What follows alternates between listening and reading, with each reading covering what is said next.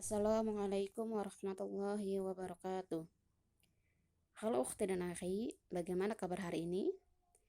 Alhamdulillah, semoga semuanya selalu sehat walafiat dan bisa beraktivitas seperti biasanya.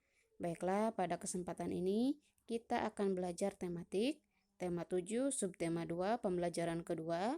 Dan alangkah baiknya sebelum kita belajar, marilah kita sama-sama berdoa. Bismillahirrahmanirrahim. Rabbi zidni ilman warzuqni fahman birahmatika ya arhamar rahimin. Silakan ukhti dan akhi untuk membuka bukunya. Pembelajaran 2 ini tentang yang pertama yaitu kita akan mengenal pengaruh kalor terhadap suhu benda dan kita akan membaca teks peristiwa proklamasi kemerdekaan Indonesia. Silakan ukhti dan akhi untuk membuka halaman 63. Mari kita membaca. Silakan baca teks percakapan antara Rasti dan ibunya. Selanjutnya, untuk lebih memahami tentang pengaruh kalor terhadap suhu benda, silakan ukhti dan akhi untuk mencoba praktik percobaan dengan didampingi orang tua dengan alatnya yaitu kompor, wajan, dan margarin padat. Ikuti langkah-langkah percobaannya dari 1 sampai selesai. Silakan amati apa yang terjadi ketika margarin mendapatkan kalor dari api kompor. Selanjutnya, silakan ukhti dan akhi buka halaman 65. Kita akan membaca teks tentang peristiwa setelah proklamasi kemerdekaan Republik Indonesia. Silakan disimak.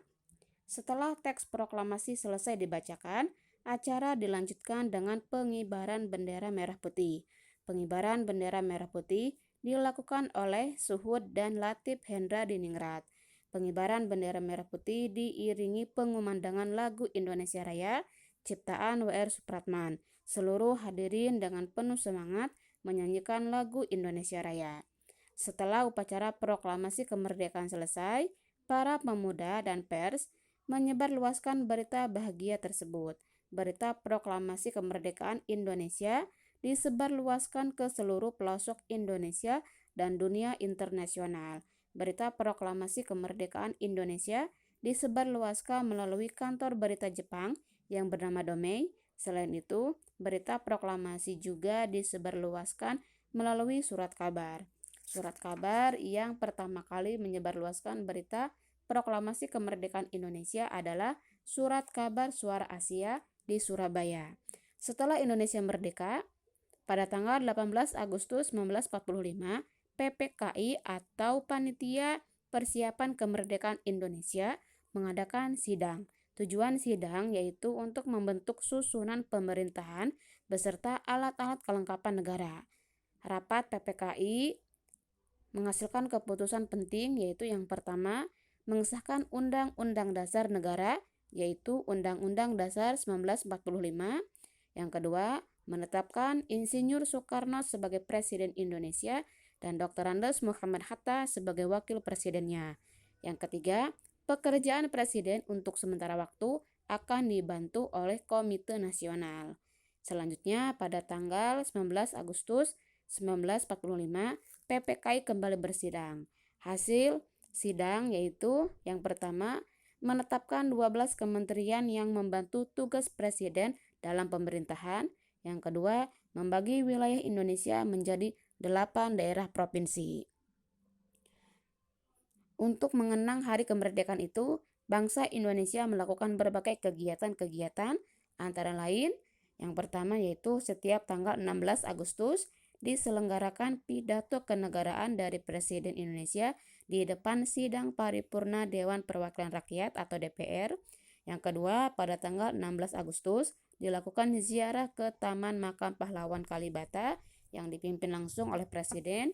Yang ketiga, tanggal 17 Agustus diselenggarakan upacara peringatan detik-detik menjelang proklamasi kemerdekaan di halaman Istana Merdeka.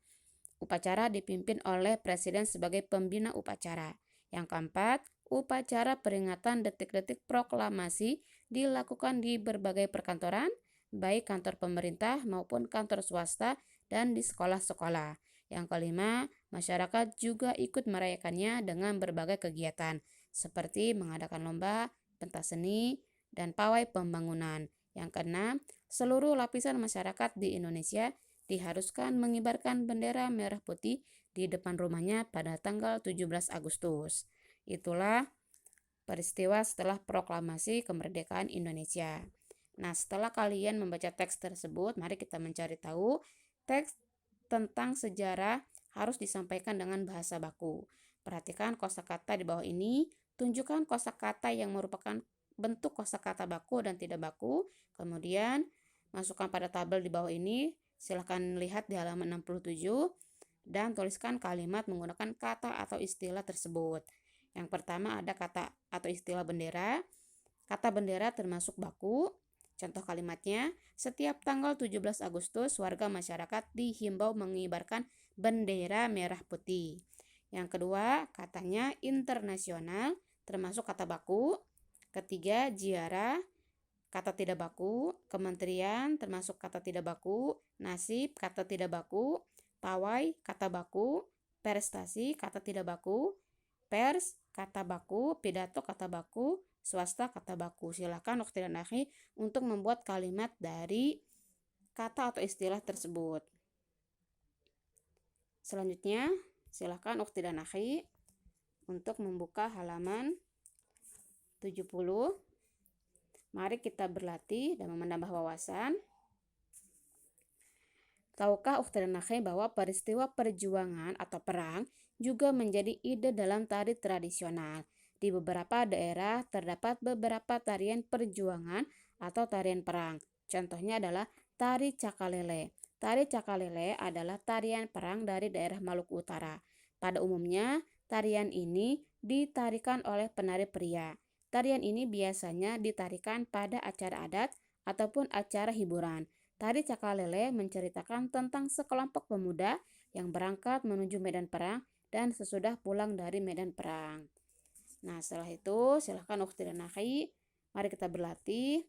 Silahkan gambarkan pola lantai pada tarian di bawah ini seperti contoh misalnya pada tari gantar, pola tariannya atau pola lantainya adalah vertikal. Kemudian ada tari Pakarena, dia pola lantainya pola penari 4 orang. Kemudian ada tari Janger, tari Serimpi, dan tari Merak. Silahkan gambarkan pola lantai pada tarian-tarian di bawahnya. Selanjutnya, mari kita mencari tahu. Silahkan cari tarian yang menggunakan pola lantai vertikal seperti gambar di bawah ini di halaman 72. Kemudian pola lantai horizontal, pola lantai 5 penari, dan pola lantai melingkar. Silahkan cari tarian-tarian yang menggunakan pola lantai tersebut. Itulah materi hari ini tentang pengaruh kalor terhadap suhu benda dan tentang peristiwa setelah kemerdekaan Indonesia. Baiklah, kita cukupkan dengan membacakan hamdalah. Alhamdulillahirabbil alamin. Akhirul kalam. Wassalamualaikum warahmatullahi wabarakatuh.